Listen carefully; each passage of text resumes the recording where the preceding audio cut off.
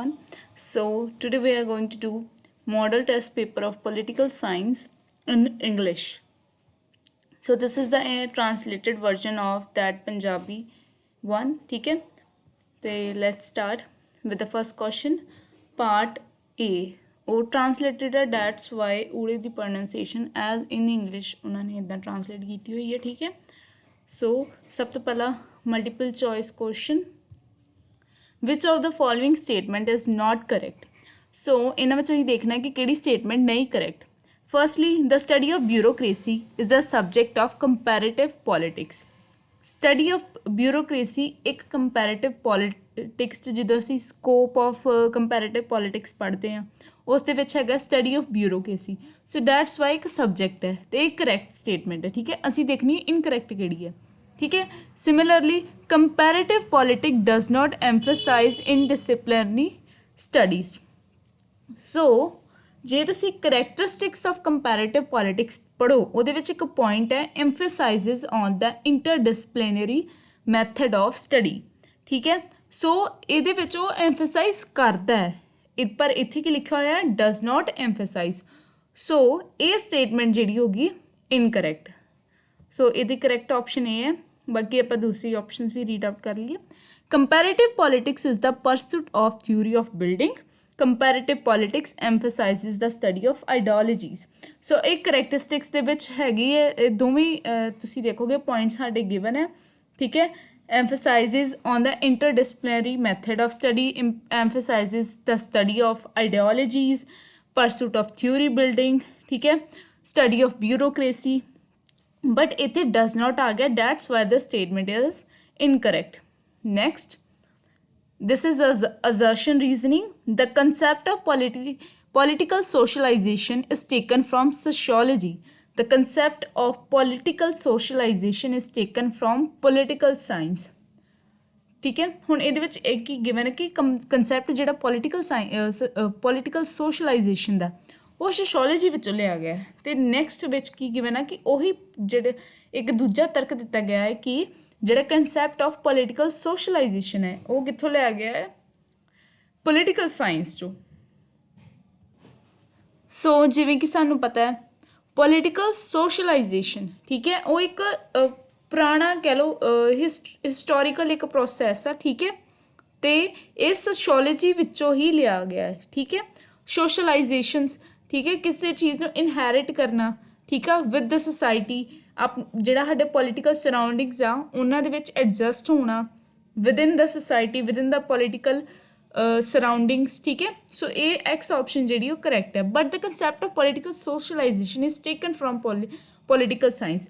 This is not correct. Why? ਕਿਉਂਕਿ ਜਿਹੜਾ political science ਹੈ, ਪੋਲੀਟੀਕਲ ਸੋਸ਼ਲਾਈਜੇਸ਼ਨ ਹੈ ਅਤੇ ਪੋਲੀਟੀਕਲ ਸਾਇੰਸ ਹੈ.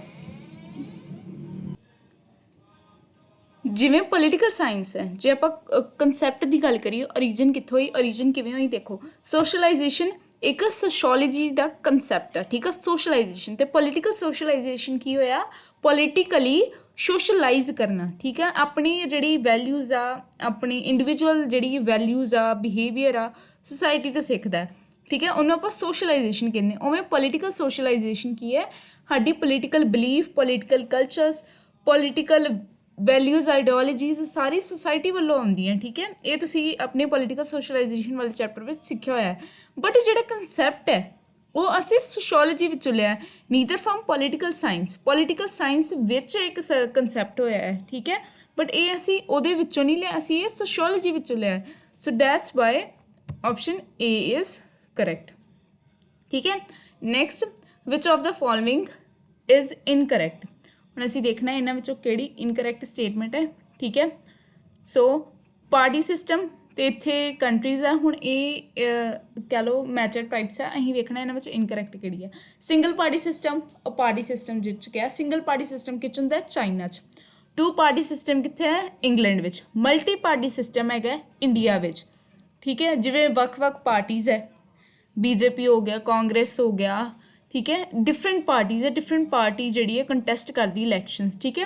ਬਟ ਰਸ਼ੀਆ ਵਿੱਚ ਇਹਨਾਂ ਨੇ ਕਿਹਾ ਮਨਾਰਕੀ, that is incorrect.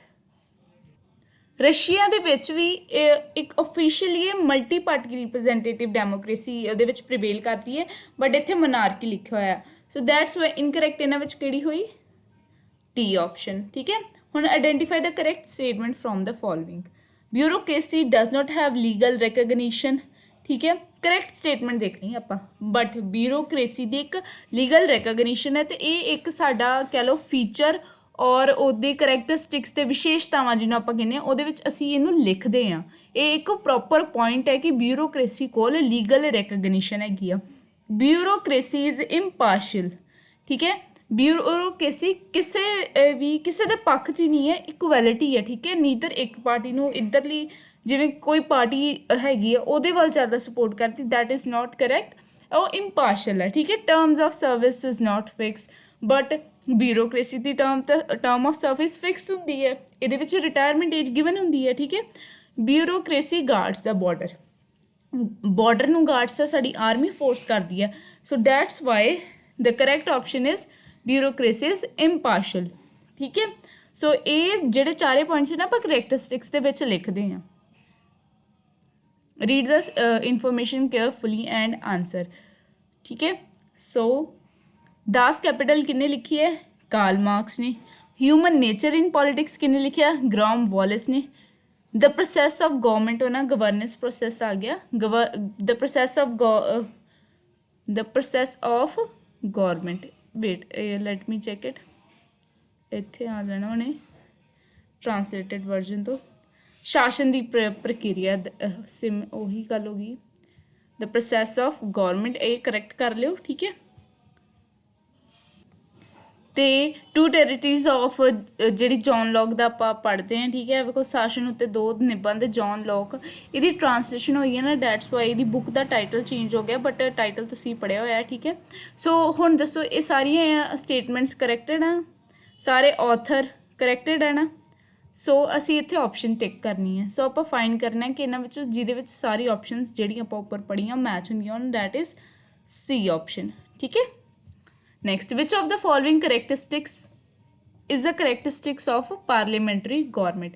President is the real executive had.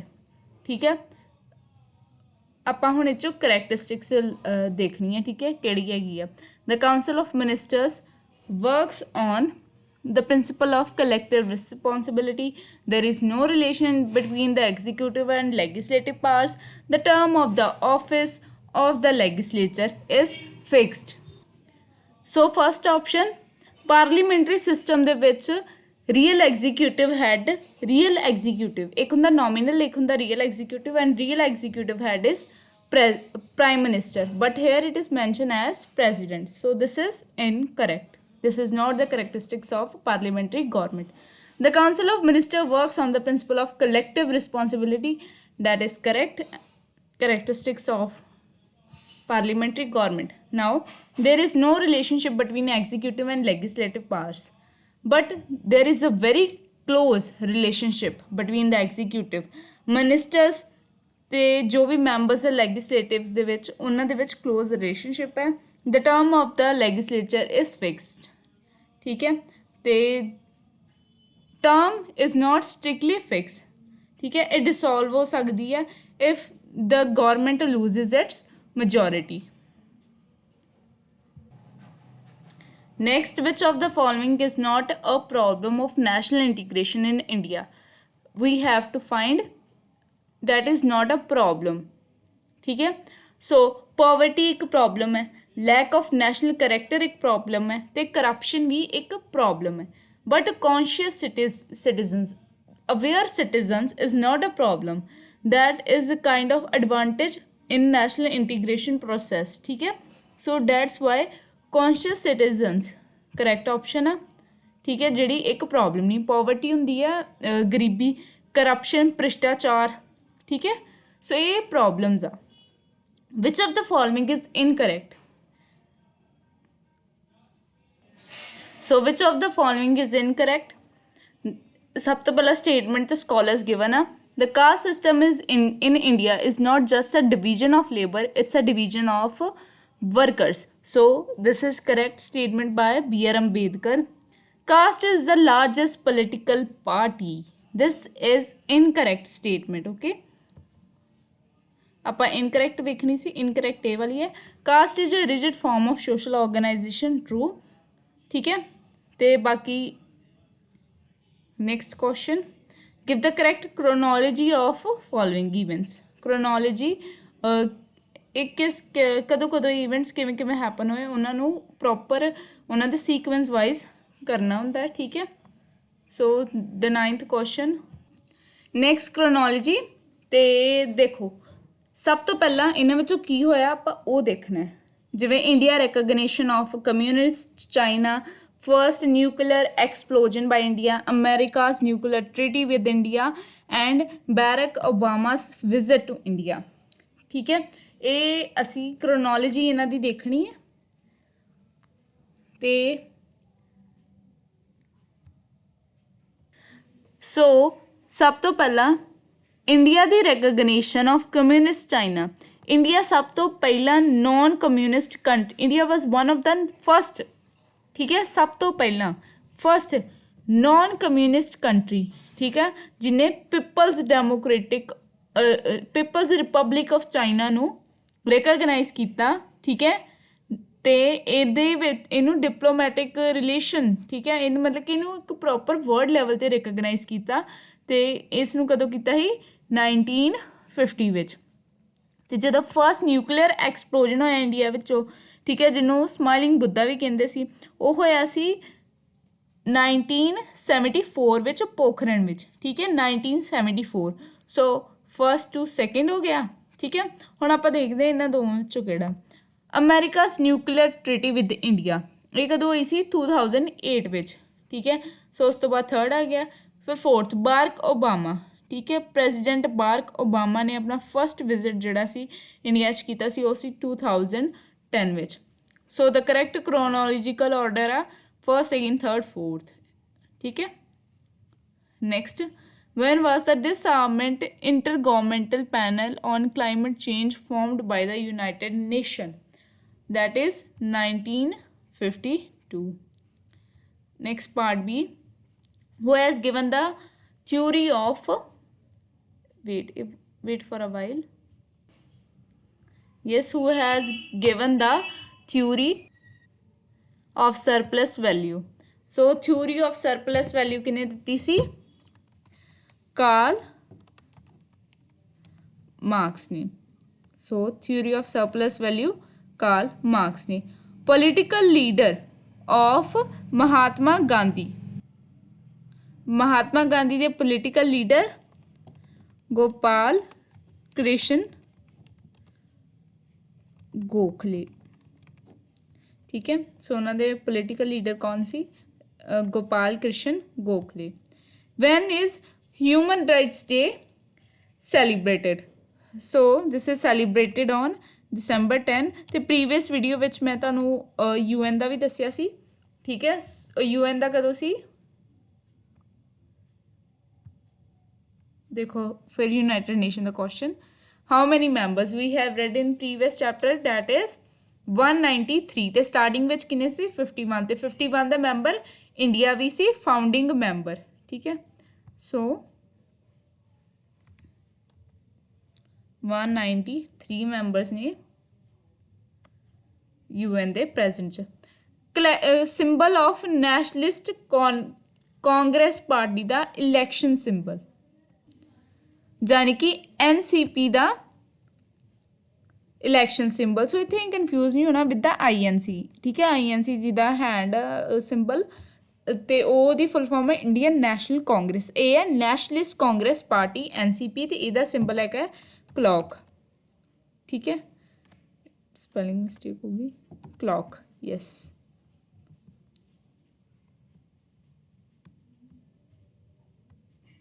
So moving to the next questions, Philips, who exercises the supreme power of the state? So supreme power of the state ਕੌਣ exercise ਕਰਦਾ ਹੈ?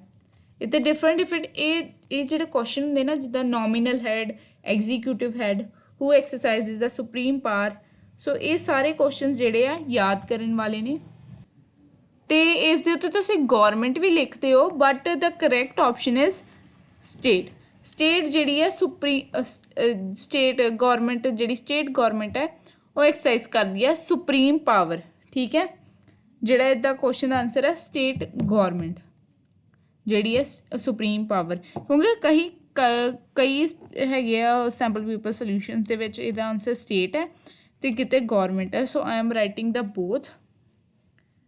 ठीक है, state ते government. The concept of political system was given by David Easton, and it was given in which year? Comment down. President has a chief dash। ठीक है, president कोल कौन हुंदा है? ठीक है, as a advisor। ते president दा chief advisor कौन हुंदा है?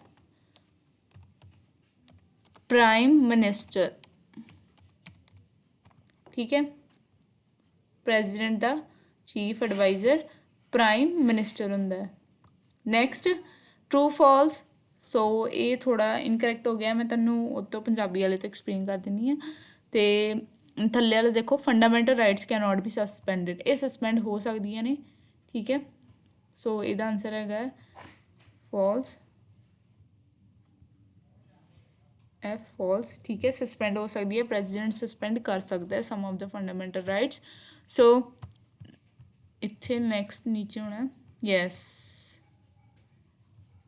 थे लास्ट ते होना 61 संविधानिक सोध 1989 ईस्वी विच होई। संवैधानिक कॉन्स्टिट्यूशनल अमेंडमेंट ते दा इंग्लिश ट्रांसलेशन है the 61st constitutional amendment took place in 1989।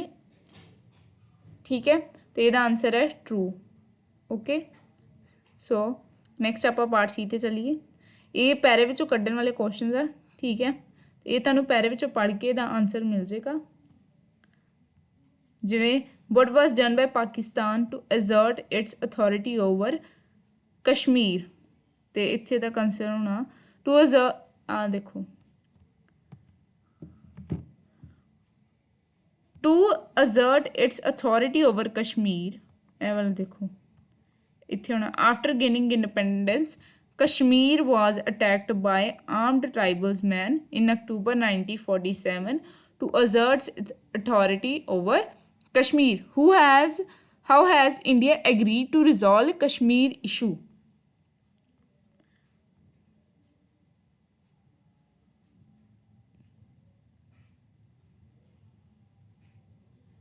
But soon on a ceasefire. Ceasefire was declared by India and Kashmir issue was agreed to be resolved by the United Nations. ठीक है, so which area of Kashmir does India want to take back? ये वाला question ना skip हो गया, ते देखो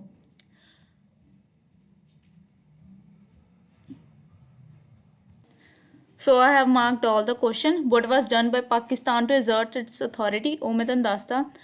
एक minute wait. So what was done by the Pakistan to exert its authority? Attack ਕੀਤਾ ਗਿਆ ਸੀ। फर्स्ट वाला ਇੱਥੇ mark ਜੇ। ठीक है, easy for you to find. First one is marked here. Next one. The next है which area of Kashmir India wanted to take back? That was India wants to take back the territory of Kashmir that was forcibly taken away by the Pakistan। ਜਿਹੜਾ ਹਿੱਸਾ ਪਾਕਿਸਤਾਨ ਨੇ ਧੱਕੇ ਨਾਲ ਸਾਡਾ ਕਸ਼ਮੀਰ ਦਾ ਹਿੱਸਾ ਜਿਹੜਾ ਸੀ India ਕੋਲੋਂ ਲਿਆ ਸੀ, ਉਹ ਇੰਡੀਆ ਵਾਪਸ ਚਾਹੁੰਦਾ ਸੀ। How has India agree to resolve the Kashmir issue? ਕਿਵੇਂ ਉਹਨੇ ਐਗਰੀ ਕੀਤਾ ਸੀ? ਯੂਨਾਈਟਿਡ ਨੇਸ਼ਨ ਵੱਲੋਂ ਜਿਹੜਾ ਸੀਜ਼ ਫਾਇਰ ਡਿਕਲੇਅਰਡ ਹੋਇਆ ਸੀ ਇੰਡੀਆ ਅਤੇ ਕਸ਼ਮੀਰ ਵਿੱਚ, ਉਹਦੇ ਨਾਲ ਠੀਕ ਹੈ ਰਿਜ਼ੋਲਵ ਹੋਇਆ ਸੀ। ਕਿੰਨਾ part remain under the control? 1/3। ठीक है, तो how much part of Kashmir है हो गया। What did India do by sending troops? Here pink highlighted start pushing back the Pakistani infiltrators and ठीक है large part of Kashmir cleared of them. ठीक है, next what is Kashmir under the control of Pakistan called? Azad Kashmir in Pakistan ते occupied Kashmir in India. ठीक है, ये दो दो वर्ड्स नैक्सट सिमिलर ही ये वाला है ठीक है तो ये भी सेम पंचायती राज दिते सिमिलर क्वेश्चन आ ठीक है ये तुसी आप स्क्रीनशॉट इत्थों लैके तो सॉल्व करके तो ये आंसर्स बेशक तुसी कमेंट्स पा दो I will check them out okay so next part C meaning of political system so orally I will go through the questions ठीक है तो meaning of political system first question देखो जिवें ये है 4 मार्क्स का क्वेश्चन सो आप start किवें करांगे सब तो पहले आप लिखना है the term political system is compound of two words का बनया है ठीक है which were the two words political and system and the knowledge of different meanings of these words makes the concept of political system absolutely clear ठीक है हुण आपां फिर करना है meaning of the word political ठीक है उहदा मीनिंग की है पावर एंड अथॉरिटी ठीक है यदा प्रॉपर फ्लो चार्ट वाइज भी तुसीं बना सकते हो जिवें तुसीं पहला लिखना पोलिटिकल साइंस उपर फिर एरो पा के पोलिटिकल दा मीनिंग ते सिस्टम दा मीनिंग ठीक है सो पोलिटिकल दा मीनिंग की है पावर ठीक है तो उहदे विच ही तुसीं प्रॉपर एक्सप्लेन करना है जिहड़ा अरिस्टोटल ने definition the father of politics ने कि मोस्ट सवेरन एंड इनक्लूसिव एसोसीएशन ठीक है उस तो बाद तुसी इनू लिख देना है कि political is related to power rule and authority and an organisation possessing these attributes can be known as political okay फिर next meaning of word system दा मीनिंग की है ਇਹਦੇ ਵਿੱਚ ਵੀ ਤੁਸੀਂ ਭਾਵੇਂ ਨੋਰਮਲੀ ਤੁਸੀਂ ਆਪਣੀ ਵਰਡਿੰਗ 'ਚ ਪਹਿਲਾਂ ਐਕਸਪਲੇਨ ਕਰਕੇ ਫਿਰ ਇੱਕ ਕਿਸੇ ਵੀ ਸਕੋਲਰ ਦੀ ਤੁਸੀਂ ਡੈਫੀਨੇਸ਼ਨ ਪਾ ਦਿਓ ਜਿਵੇਂ ਇੱਥੇ ਡੈਫੀਨੇਸ਼ਨ ਗਿਵਨ ਆ ਆਮੰਡ ਤੇ ਪੋਵਲ ਦੀ a system implies interdependence of parts of boundary of some kind between it and its environment ਠੀਕ ਹੈ ਅਤੇ ਉਸ ਤੋਂ ਬਾਅਦ ਆਪਾਂ ਕੀ ਲਿਖਣਾ ਹੈ the analysis of the definition summarise ठीक है यहाँ सीधा लिख दो in conclusion we can say that system is a complete entity or identity ठीक है which apart from being interdependent also influence one another ठीक है the distinct part है ये थोड़ी आई नो complex हो गई है इनू तुसी अपनी wording च भी लिख सकते हो ठीक है जिवें आपां सिंपली कवांगे ते ठीक हाँ इदा लिख दो in simple words we can say a system is comprised of different parts and the parts are interdependent on each other ठीक है बस इन्हीं तो डेफिनेशन लिख दो उस तो बाद तुसी की करना है कंक्लूजन ते आए ना after knowing the meanings of political and system we came to the conclusion that we can give the title of political system to that organisation और institution whose orders are obeyed because of the fear of power and authority ठीक है फिर उस तो बाद definition of political system because देखो 4 marks का question है पहले तुसी वर्ड में एक्सप्लेन किया भावें तुसी एज अ फ्लो चार्ट पहला ये दो जी मैं तुहानूं डेफिनेशन एक एक दी हैं flow chart they which explain करके फिर थले प्रॉपर पॉलिटिकल साइंस इस पॉलिटिकल सिस्टम की जी डेफिनेशन है ना वो तुसी एक्सप्लेन कर दो ठीक है कि किसी की भी कर दो भावें रॉबर्ट ए दाल की कर दो आमंड एंड पोवेल की कर दो डेविड ईस्टन्स की कर दो इंटरैक्शन वाली ठीक है या persistent pattern of human relationship because ये जी डेफिनेशन है ना ये तुहानूं याद होएगी क्योंकि ये करैक्टरिस्टिक्स भी पॉलिटिकल सिस्टम दे विच हैगी आ persistent pattern of human relationship ठीक है तो उस तो बाद ये आपां भी लिखना है कि पॉलिटिकल सिस्टम दे विच कोई भी फॉर्मल स्ट्रक्चर नहीं हुंदा ठीक है कोई लैगिसलेटिव एग्जीक्यूटिव जुडिशरी नहीं ये इनफॉर्मल स्ट्रक्चर्स होंगे जिहड़े होंदे पॉलिटिकल लॉ पॉलिटिकल प्रोसैसिस ठीक है तो एक बहुत बड़ा वाइडर कंसैप्ट है next 3 fundamental principles of liberalism so देखो जो तो क्वेश्चन लिखना ना प्रेजेंटेबल फॉर्म च आप लिखना है सो दैट जो प्रेजेंटेबल फॉर्म च होगा ना प्रॉपर वो अंडरलाइन करके वो की पॉइंट्स अंडरलाइन करके ठीक है कि कोई की पॉइंट्स लिखने हैं कि कुछ मिस ना हो जाए मार्किंग स्कीम के अकॉर्डिंग ठीक है जो वो ना आए तो साढ़े नंबर डिडक्ट हो जाए सो दैट्स वाई 3 फंडामेंटल हूँ नैक्सट आप क्वेश्चन करिए 3 फंडामेंटल प्रिंसिपल्स ऑफ लिबरलिज्म ठीक है तो वो करते हैं आप क्वेश्चन सो इतने मोस्टली कन्फ्यूजन होंगे कि तुसीं क्लासिकल लिखना है कि मॉडर्न दे लिखने सो अकॉर्डिंग टू मी आप दोवां दे जिहड़े सिमिलर पॉइंट्स है ना वो लिख सकते जिवें इंडिविजुअल एंड लिबर्टी ठीक है, वो दोवां दे विच हैगा, ठीक है, तो उन्होंने दोवां तरीका दोवां धिरां दे अकॉर्डिंग आप लिख सकते जिद्दां individual is the primary unit of society and possesses inherent dignity making personal freedom the supreme value often termed liberty और ह्यूमन फ्रीडम। सो ये ना असी लिबर्टी माड़ा क्या है तो ना असी क्लासिकल क्या है तो ना असी कंटैंपरेरी क्या है, ठीक है। Next, equality and rights, all individuals are born free and equal possessing fundamental rights and must be protected ensuring legal equality and political equality, ठीक है। सो ਨੈਕਸਟ ਇਹਦੇ ਵਿੱਚ ਤੁਸੀਂ ਐਗਜ਼ਾਮਪਲ ਵੀ ਦੇਖ ਸਕਦੇ ਹੋ ਜਿੱਦਾਂ 1 ਪਰਸਨ 1 ਵੋਟ ਪਾਰਲੀਮੈਂਟਰੀ ਜਿਹੜੀ ਡੈਮੋਕ੍ਰੇਸੀ ਉਹਦੇ ਵਿੱਚ ਹੈ ਨਾ, ਬਟ ਅਕੋਰਡਿੰਗ ਤੋਂ ਆਪਾਂ ਕੰਟੈਕਸਟ ਦੀ ਗੱਲ ਕਰੀਏ ਤਾਂ ਇਹ ਇਹਦੇ ਵਿੱਚ ਸੂਟੇਬਲ ਹੀ ਨਹੀਂ ਆਏਗਾ, ਠੀਕ ਹੈ। ਅਤੇ ਜਿੱਥੇ ਐਗਜ਼ਾਮਪਲ ਤੁਹਾਡੇ ਕੋਲ ਦੇਣੀ ਬਣਦੀ ਹੈ ਨਾ ਤੁਸੀਂ ਉੱਥੇ ਦੇ ਸਕਦੇ ਹੋ, ਠੀਕ ਹੈ। ਜਿਵੇਂ ਸਿਮਿਲਰ ਬੁੱਕਸ ਦੇ ਵਿੱਚ ਵੀ ਹੋਏਗਾ ਗਿਵਨ। ਰਾਈਟ ਨਾਓ ਮੇਰੇ ਕੋਲ ਹੈਗੀ ਹੈ JS ਬਡਿਆਲ ਅਤੇ ਮੈਂ ਉਹਦੇ ਕੰਟੈਕਸਟ ਦੇ ਵਿੱਚੋਂ ਹੀ ਤੁਹਾਨੂੰ ਕਰਵਾ ਰਹੀ ਹਾਂ, ਠੀਕ ਹੈ। ਨੈਕਸਟ ਹੈ ਲਿਮਿਟਿਡ ਗੌਰਮੈਂਟ ਐਂਡ ਕੌਨਸਟੀਟਿਊਸ਼ਨਲਿਜ਼ਮ, ਠੀਕ ਹੈ, ਅਤੇ ਇਹਦੇ ਵਿੱਚ ਵੀ ਤੁਸੀਂ ਪੁਆਇੰਟਸ ਐਡ ਕਰ ਸਕਦੇ ਹੋ। ਸੋ ਇਹਦੇ ਵਿੱਚ ਵੀ ਤੁਸੀਂ ਪੁਆਇੰਟ ਐਡ ਕਰ ਸਕਦੇ ਹੋ ਜਾਂ ਤੁਸੀਂ ਸਿਮਿਲਰ ਪੁਆਇੰਟ ਲਿਖ ਦਿਓ ਫੇਥ ਇਨ ਹਿਊਮਨ ਲਿਬਰਟੀ, ਠੀਕ ਹੈ, ਹਿਊਮਨ ਲਿਬਰਟੀ ਲਿਖ ਦਿਓ, ਹਿਊਮਨਿਜ਼ਮ, ਠੀਕ ਹੈ, ਹਿਊਮਨ ਲਿਬਰਟੀ ਨਾ ਲਿਖਿਓ ਹਿਊਮਨਿਜ਼ਮ ਲਿਖ ਦਿਓ, ਠੀਕ ਹੈ। ਜਾਂ ਤੁਸੀਂ ਲਿਖ ਸਕਦੇ ਹੋ ਫੇਥ ਇਨ ਸੈਕੂਲਰਿਜ਼ਮ, ਠੀਕ ਹੈ, ਕਿਉਂਕਿ ਇਹ ਜਿਹੜੇ ਵਰਡਸ ਹੈ ਨਾ ਜਿੱਦਾਂ ਫੇਥ ਇਨ ਪਲੂਰੈਸਟਿਕ ਸੁਸਾਇਟੀ, ਇਹ ਜਿਹੜੇ ਵਰਡਸ ਹੈ ਨਾ ਇਹ ਦੋਵੇਂ ਦੇ ਦੋਵੇਂ ਤਰ੍ਹਾਂ ਦੇ ਵਿੱਚ ਹੈਗੇ ਆ। ਮੈਂ I am speaking the words faith in pluralistic society, supporters of sovereignty, faith in democratic means, faith in state कह लो universal adult franchise, ठीक है। ये सारे ਜਿਹੜੇ ਪੁਆਇੰਟਸ ਆ ਇਹ ਲਿਬਰਲਿਜ਼ਮ ਦੇ ਹੱਕ ਵਿੱਚ ਹੈ, ਨੀਦਰ ਇਹ ਕਲਾਸੀਕਲ 'ਚ ਜਾ ਰਹੇ ਨੀਦਰ ਇਹ ਮਾਡਰਨ 'ਚ, ਕਿਉਂਕਿ ਇਹ ਦੋਵਾਂ 'ਚ ਸਿਮਿਲਰ ਪੁਆਇੰਟਸ ਹੈ। Next, Mahatma Gandhi's principle of non violence, ਇਹ ਗਾਂਧੀਜ਼ਮ ਚੈਪਟਰ ਵਿੱਚੋਂ ਹੈ। Gandhiji was a votary of ahimsa and he made it an integral part of his program. He wrote, non-violence is the law of the man, whereas violence is the law of a brute. ठीक है, the spirit lies dormant in the brute and knows no law but that of physical force. Non-violence is a perfect state. It is the goal toward which all mankind move naturally. For me, non-violence is not a philosophical principle.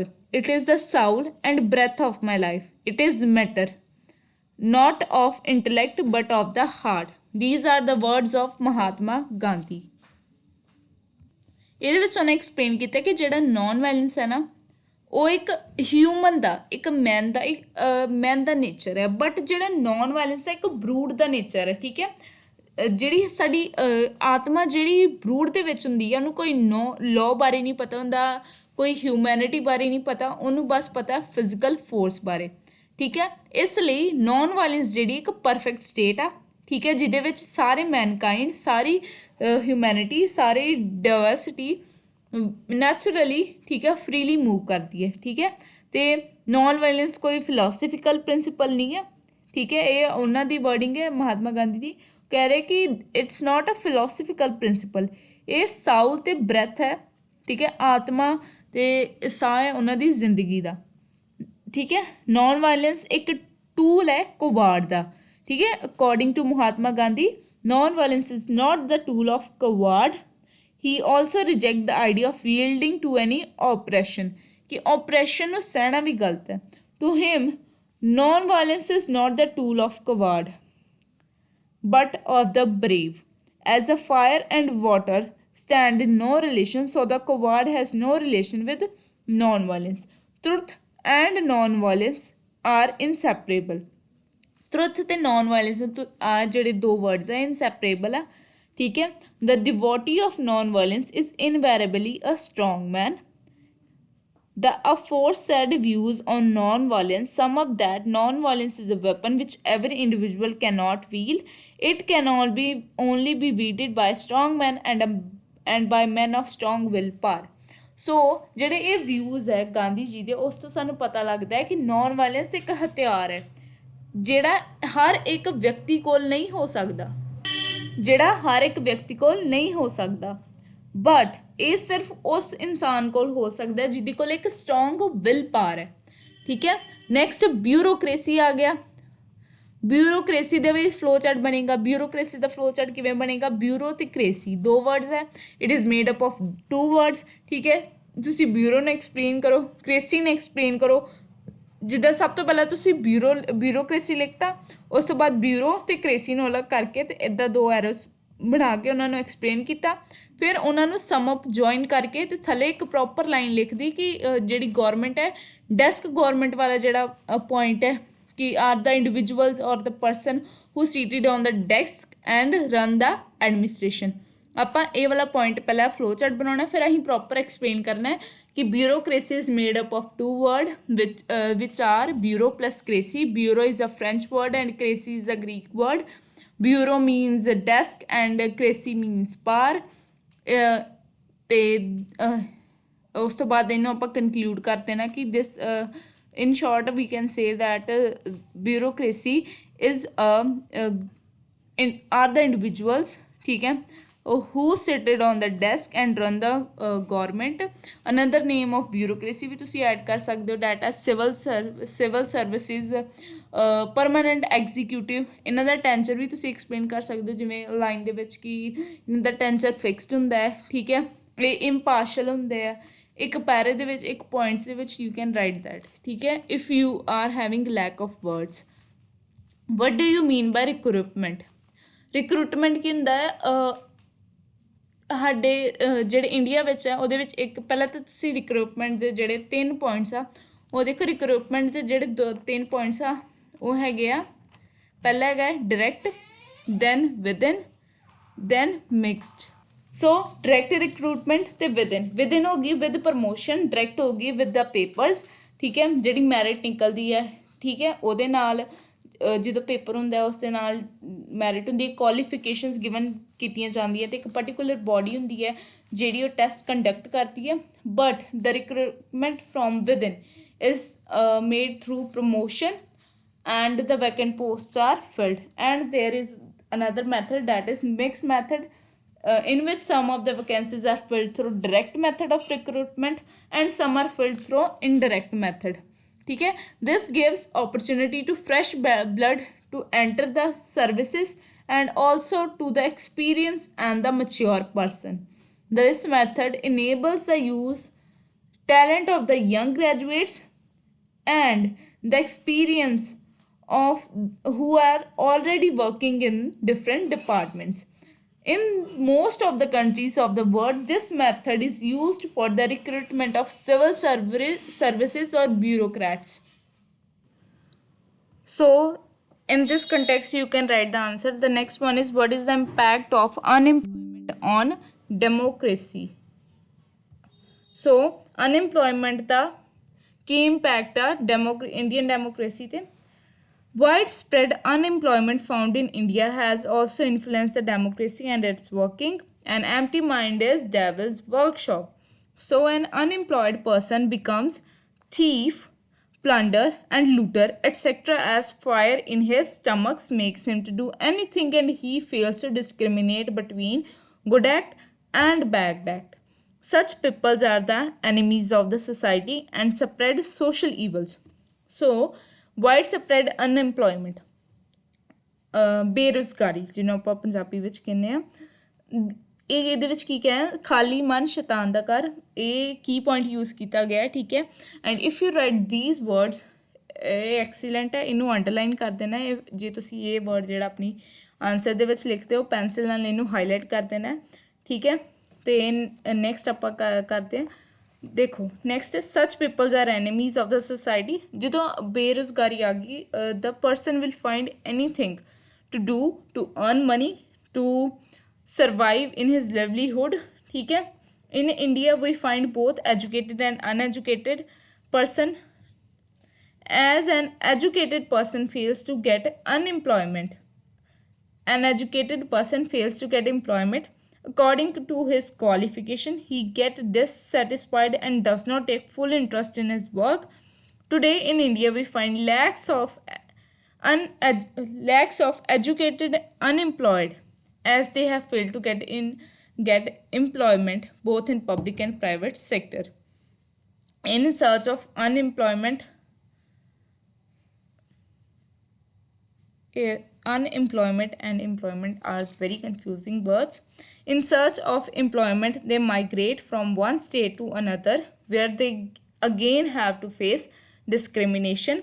Though the government has launched various schemes to generate employment opportunities, yet these were not sufficient. You can either add the point that many of the students, many of the young students or young people in Punjab, ठीक है, for example many young people in Punjab are migrating to foreign countries in search of work because they are unemployed, having many degrees or many qualifications. ठीक है, next write a note on panchayat समिति. सो आप लिखना है कि after the amendment, ठीक है, जो अमेंडमेंट हुई थी 73rd अमेंडमेंट हुई थी पंचायती राज सिस्टम च, ठीक है, उस तो बाद 3 टायर गौरमेंट आई, 3 टायर गौरमेंट आई, उस तो बाद की होया ਉਹਦੇ ਵਿੱਚ पंचायत समिति, ठीक है, पंचायत समिति middle level unit of 3 tyre panchayat Raj system which organized at the block level, act as a link between gram panchayat and जिला परिषद, ठीक है, ਤੇ ਇਸ ਨੂੰ ਐਕਸਪਲੇਨ ਕਰਦੇ ਹੋਏ ਕਿਵੇਂ ਕਿੰਨੀ ਇਹਦੀ ਕੰਪੋਜੀਸ਼ਨ ਹੈ, ਠੀਕ ਹੈ, ਉਹਦੇ ਬਾਰੇ 2-3 ਲਾਈਨਸ, ਠੀਕ ਹੈ, ਇਹਦੇ ਵਿੱਚ ਕੀ ਹੈ, ਠੀਕ ਹੈ, ਮਿਡਲ ਲੈਵਲ ਜਿਵੇਂ ਯੂਨਿਟ ਜਿਹਨੂੰ ਆਪਾਂ ਪੰਚਾਇਤ ਸਮਿਤੀ ਕਹਿੰਦੇ, ਇਹ ਸੈਟਅਪ ਹੋਈ, ਠੀਕ ਹੈ, 148 ਪੰਚਾਇਤ ਸਮਿਤੀ ਹੈ ਪੰਜਾਬ ਦੇ ਵਿੱਚ, ਅਤੇ ਕੰਪੋਜੀਸ਼ਨ ਦੇ ਫੰਕਸ਼ਨਸ ਜਿਹੜੇ ਆ ਉਹ ਤੁਸੀਂ 1-2 ਐਕਸਪਲੇਨ ਕਰ ਦੇਣੇ ਆ, ਠੀਕ ਹੈ। ਕੰਪੋਜੀਸ਼ਨ ਵਿੱਚ ਤੁਸੀਂ ਜਿੱਦਾਂ ਕਹਿ ਲਓ directly elected member out of the single member territory constituencies notified by the state government, ਇਹ ਵਾਲਾ ਪੁਆਇੰਟ। ਫਿਰ members of legislative assembly the major area of whose constituencies fall within, ਠੀਕ ਹੈ, every panchayati samiti shall comprise of the following members, ਇਹ 'ਚ 3 members given ਹੈ book ਦੇ ਵਿੱਚ, ਠੀਕ ਹੈ, ਤੁਸੀਂ ਉਹ ਲਿਖ ਸਕਦੇ ਹੋ। ਨੈਕਸਟ ਤੁਸੀਂ ਲਿਖ ਸਕਦੇ ਹੋ ਪਾਰਟਸ ਐਂਡ ਫੰਕਸ਼ਨ ਵਿੱਚ, ਫੰਕਸ਼ਨਸ ਦੇ ਵਿੱਚ ਕੀ ਲਿਖ ਸਕਦੇ ਹੋ, development of agriculture, protection of land, removal of poverty, development of forest and trees, provision of drinking water, development of non conventional sources, ਠੀਕ ਹੈ, ਇਹ ਵੀ ਲਿਖ ਸਕਦੇ ਹੋ। Next write about the structure of nagar panchayat and write the composition of electoral body.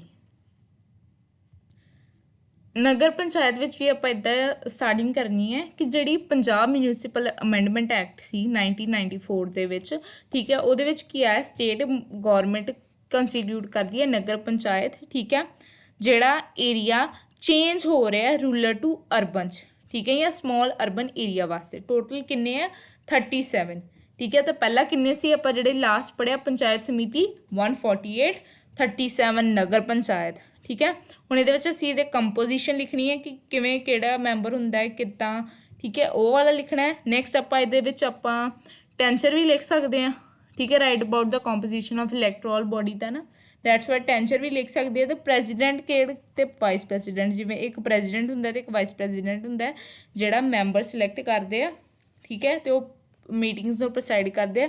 Reservation ਲਿਖਣੀ ਆ ਆਪਾਂ, ਰਿਜ਼ਰਵੇਸ਼ਨ ਕੀ ਹੈ, ਸਕੈਜੂਅਲ ਕਾਸਟ ਦੀ, ਬੈਕਵਰਡ ਕਾਸਟ ਦੀ, ਵਿਮਨਸ ਦੀ, ਠੀਕ ਹੈ, ਅਤੇ ਰੇਸ਼ੀਓ ਜਿਹੜਾ ਸੇਮ ਆ ਜਿਵੇਂ ਮਿਊਨਿਸਪਲ ਕਾਊਂਸਲ ਦਾ ਸੀ, ਠੀਕ ਹੈ। ਸੋ ਹੁਣ foreign policy, Indian foreign policy ਅਤੇ ਸਾਰਕ, ਇਹ ਚੈਪਟਰ ਦੀ ਪ੍ਰੋਪਰ ਡੀਪ ਐਕਸਪਲੇਨੇਸ਼ਨ ਇਸ ਚੈਨਲ ਦੇ ਉੱਤੇ ਪਈ ਹੋਈ ਹੈ, you can go through it, ਠੀਕ ਹੈ। ਸਾਰਕ UN ਐਂਡ ਸਾਰਕ ਵਾਲੇ ਚੈਪਟਰ ਦੀ, ਠੀਕ ਹੈ, ਇੰਗਲਿਸ਼ ਟਰਾਂਸਲੇਟਡ। ਅਤੇ ਇੰਡੀਅਨ ਫੋਰਨ ਪੋਲਿਸੀ, ਆਪਾਂ ਇੰਡੀਅਨ ਫੋਰਨ ਪੋਲਿਸੀ ਦੇ ਬਾਰੇ ਵਿੱਚ ਦੱਸਣਾ ਕਿ ਕੀ ਹੁੰਦਾ ਅਤੇ ਸਾਰਕ ਦੇ ਓਬਜੈਕਟਿਵਸ ਦੱਸਣੇ, ਠੀਕ ਹੈ। ਹੁਣ ਇੰਡੀਅਨ ਫੋਰਨ ਪੋਲਿਸੀ ਜਿੱਦਾਂ the foreign policy of each states rest on some ideals and principles which we called the determinants, and in this SARC is also include, ਠੀਕ ਹੈ। ਜਦੋਂ ਤੁਸੀਂ ਇਹਦੇ ਵਿੱਚ ਸਾਰਕ ਦੇ ਕੰਟੈਕਸਟ ਦੇ ਵਿੱਚ ਲਿਖਣਾ ਸੋ ਦੈਟ ਤੁਹਾਡਾ ਪ੍ਰੋਪਰ ਕੁਐਸਚਨ ਜਿਹੜਾ ਐਕਸਪਲੇਨੇਸ਼ਨ ਆ ਉਹ ਇੱਕ ਦੂਜੇ ਨਾਲ ਰਿਲੇਟ ਕਰੇ, ਠੀਕ ਹੈ। ਜਿੱਦਾਂ ਪਹਿਲਾਂ ਫੋਰਨ ਪੋਲਿਸੀ ਨੂੰ ਐਕਸਪਲੇਨ ਕਰਤਾ, ਉਸ ਤੋਂ ਬਾਅਦ ਤੁਸੀਂ ਥੱਲੇ ਐਕਸਪਲੇਨ ਕਰਨਾ ਹੈ ਸਾਰਕ ਨੂੰ, ਠੀਕ ਹੈ। ਫੋਰਨ ਪੋਲਿਸੀ ਆਪਾਂ ਕਹਾਂਗੇ ਕਿ ਜਿਹੜੀ ਇੱਕ ਨੇਸ਼ਨ ਦੇ ਇੰਟਰਸਟ, ਠੀਕ ਹੈ, ਇੰਟਰਸਟ, ਉਹਦੇ ਰੂਲਸ, ਉਹਦੇ ਲਾਅ, ਸਭ ਕੁਛ ਉਹਦੇ ਵਿੱਚ ਆਪਾਂ ਲਿਖਾਂਗੇ, ਠੀਕ ਹੈ। ਤੇ ਉਹਦੇ ਆਪਾਂ ਏਮਸ ਲਿਖਾਂਗੇ, 2-3 ਏਮਸ ਲਿਖਣੇ ਆ, ਠੀਕ ਹੈ। ਉਸ ਤੋਂ ਬਾਅਦ ਤੁਸੀਂ ਸਾਰਕ ਬਾਰੇ ਲਿਖ ਦੇਣਾ ਇਹਦੇ ਵਿੱਚ, ਠੀਕ ਹੈ, ਕਿ ਇੰਡੀਅਨ ਫੋਰਨ ਪੋਲਿਸੀ ਤੇ ਉਹਦੇ ਵਿੱਚ ਸਾਰਕ ਦਾ ਕੀ ਰੋਲ ਹੈ, ਠੀਕ ਹੈ, ਸਾਰਕ ਦਾ ਓਬਜੈਕਟਿਵ ਕੀ ਹੈ, ਸਟਾਰਟਿੰਗ ਐਵੇਂ ਕਰਨੀ ਹੈ, ਠੀਕ ਹੈ। ਤੇ ਆਈ ਥਿੰਕ ਇੱਥੇ ਗਿਵਨ ਹੋਏਗਾ ਓਬਜੈਕਟਿਵ ਦੇ SAARC, yes here it is given, ਠੀਕ ਹੈ। ਓਬਜੈਕਟਿਵ ਸਾਰਕ ਦੇ ਕਿ ਪ੍ਰਮੋਟ ਕਰਨਾ ਵੈਲਫੇਅਰ ਸਾਊਥ ਏਸ਼ੀਆ ਸੋਸਾਇਟੀ ਦੇ ਵਿੱਚ। ਸਾਰਕ ਦੀ ਪਹਿਲਾਂ ਤੁਸੀਂ ਭਾਵੇਂ ਡੈਫੀਨੇਸ਼ਨ ਲਿਖ ਦਿਓ, ਜਿਹੜੀ ਪ੍ਰੋਪਰ ਉਹਦੀ ਕਹਿ ਲਓ ਸਾਰਕ ਦੀ ਪ੍ਰੋਪਰ ਆਪਾਂ ਲਿਖਦੇ ਹਾਂ ਉਹ ਲਿਖ ਦਿਓ। ਅਤੇ ਉਸ ਤੋਂ ਬਾਅਦ ਉਹਦੇ ਮੇਨ ਓਬਜੈਕਟਿਵ ਲਿਖ ਦਿਓ, ਜਿਹੜੇ ਆਰਟੀਕਲ 1 ਹੈ ਉਹਦੇ ਚੈਪਟਰ ਦੇ ਵਿੱਚ ਲਿਖੇ ਹੋਏ ਆ ਵੀ ਨਾਲ ਲਿਖ ਦਿਓ। ਅਤੇ ਲੈਟ ਡਾਊਨ ਇਨ ਆਰਟੀਕਲ 1 ਇਸ ਤਰ੍ਹਾਂ, ਅਤੇ ਉਸ ਤੋਂ ਬਾਅਦ ਉਸ ਵਰਡ ਨੂੰ ਹਾਈਲਾਈਟ ਕਰ ਦਿਓ। ਅਤੇ 5 to 6 ਪੁਆਇੰਟ, ਬਿਕੋਜ਼ 1 ਲਾਈਨ ਦਾ ਪੁਆਇੰਟ ਹੈ, ਸੋ ਉਹ ਰਾਈਟ ਡਾਊਨ ਕਰ ਦਿਓ। So next, write the answer to each question in 150 to 200। Political socialisation ਅਤੇ ਕਾਰਲ ਮਾਰਕਸ ਦੇ ਆਈਡੀਆ, ਅਤੇ ਸਿਟੀਜ਼ਨਸ ਨੂੰ ਅਡਲਟ ਵੋਟਿੰਗ ਰਾਈਟਸ ਐਕਸਰਸਾਈਜ਼ ਕਰਨੀ ਚਾਹੀਦੀ ਹੈ ਫਰੀਲੀ, ਠੀਕ ਹੈ। ਆਰਗੂਮੈਂਟਸ ਦੇਣੇ ਇਹਦੇ ਅਗੇਂਸਟ ਅਤੇ ਫੇਵਰ ਦੇ ਵਿੱਚ। ਅਤੇ ਇਮਰਜਿੰਗ ਟਰੈਂਡਸ ਜਿਹੜੇ ਗ੍ਰਾਮ ਪੰਚਾਇਤ ਇਲੈਕਸ਼ਨ ਵਿੱਚ ਹੁਣ ਜਿਹੜੇ ਇਹ ਇਮਰਜਿੰਗ ਟਰੈਂਡਸ ਆ ਨਾ, ਇਹ ਤੁਸੀਂ ਅਮੈਂਡਮੈਂਟ ਦੱਸਣੀ ਹੈ ਕਿ ਅਮੈਂਡਮੈਂਟ ਹੋਣ ਤੋਂ ਬਾਅਦ ਕੀ ਕੀ ਚੇਂਜਿਸ ਆਏ, ਠੀਕ ਹੈ, ਉਹ ਦੱਸਣਾ ਹੈ। ਫਿਰ leadership crisis for political parties in India context of Punjab ਵਿੱਚ ਹੁਣ ਲੀਡਰਸ਼ਿਪ ਕ੍ਰਾਈਸਿਸ ਕਿਹੜੇ ਚੱਲਦੇ ਪਏ ਆ, ਦੀਆਂ ਪ੍ਰੋਬਲਮਸ ਆਫ ਸਾਰਕ ਦੀ ਗੱਲ ਕਰ ਲਓ in context of India and Pakistan relations, ਠੀਕ ਹੈ। ਅਤੇ ਇਹ ਪ੍ਰੋਪਰ ਉਹ ਕਹਿ ਲਓ ਜਿੱਦਾਂ ਆਪਾਂ ਕਹਿੰਦੇ ਹਾਂ ਨਾ ਕੰਪੀਟੈਂਸੀ ਬੇਸਡ ਕੁਐਸਚਨਸ ਆ, ਜਿਹਦੇ ਵਿੱਚ ਅਸੀਂ ਪ੍ਰੋਪਰ ਉਹਨੂੰ ਐਕਸਪਲੇਨ ਕਰਨਾ ਵਿਦ ਟੂਡੇਜ਼ ਜੋ ਵੀ ਹੁਣ ਹੋ ਰਿਹਾ ਉਸ ਦੇ ਨਾਲ ਦੀ ਨਾਲ, ਠੀਕ ਹੈ। ਪ੍ਰੋਬਲਮਸ ਆਫ ਸਾਗ ਦੇ ਵਿੱਚ ਹੈਗੀ ਹੈ ਇਹ ਵਾਲੀ ਪਾਕਿਸਤਾਨ ਦੇ ਰਿਗਾਰਡਿੰਗ ਜਿਹੜੀ ਕੁਐਸਚਨ ਗਿਵਨ ਉਹਦੇ ਬਾਰੇ ਲਿਖਿਆ ਹੋਇਆ, ਠੀਕ ਹੈ। ਤੁਸੀਂ ਉੱਥੋਂ ਵੀ ਕੰਟੈਕਸਟ ਚੁੱਕ ਸਕਦੇ ਹੋ ਇਹ ਵਾਸਤੇ, ਠੀਕ ਹੈ। ਅਤੇ ਲੀਡਰਸ਼ਿਪ ਕ੍ਰਾਈਸਿਸ ਪੋਲੀਟੀਕਲ ਪਾਰਟੀਜ਼ 'ਤੇ ਇਹ ਵੀ ਤੁਸੀਂ ਕਰ ਸਕਦੇ ਹੋ। ਅਤੇ ਸਿਟੀਜ਼ਨਸ ਨੂੰ ਐਕਸਰਸਾਈਜ਼ ਕਰਨੀ ਚਾਹੀਦੀ ਹੈ, ਅਡਲਟਿੰਗ ਵੋਟਿੰਗ ਇਹਦੇ ਬਾਰੇ 'ਚ ਐਕਸਪਲੇਨ ਕਰਨਾ ਅਤੇ ਫੇਵਰ ਦੱਸਣੇ ਹੈ, ਠੀਕ ਹੈ। ਅਤੇ ਆਈਡੀਅਸ ਕਾਰਲ ਮਾਰਕਸ ਇਹ ਤਾਂ ਸਿੰਪਲੀ ਗਿਵਨ ਹੁੰਦਾ। ਅਤੇ ਸੋਸ਼ਲਾਈਜੇਸ਼ਨ ਕੀ ਹੈ ਅਤੇ ਰੋਲ ਸੋਸ਼ਲ ਮੀਡੀਆ ਦਾ ਦੱਸਣਾ, ਠੀਕ ਹੈ, agent of socialisation. Social media ਦਾ ਵੱਡਾ ਰੋਲ ਹੈ, ਇਹ ਤੁਸੀਂ ਐਕਸਪਲੇਨ ਕਰਨਾ। ਸੋਸ਼ਲ ਮੀਡੀਆ ਤੋਂ ਅਸੀਂ ਕਿੱਦਾਂ ਪੋਲੀਟੀਕਲ ਵੈਲਿਊਜ਼ ਬਿਲੀਵਸ ਲੈਂਦੇ ਹਾਂ ਇਹ ਤੁਸੀਂ ਇਹ 'ਚ ਦੱਸਣਾ। So this was your whole explanation of the sample paper, analyzed sample paper. So for more videos comment below and do subscribe and like this video. Thank you so much.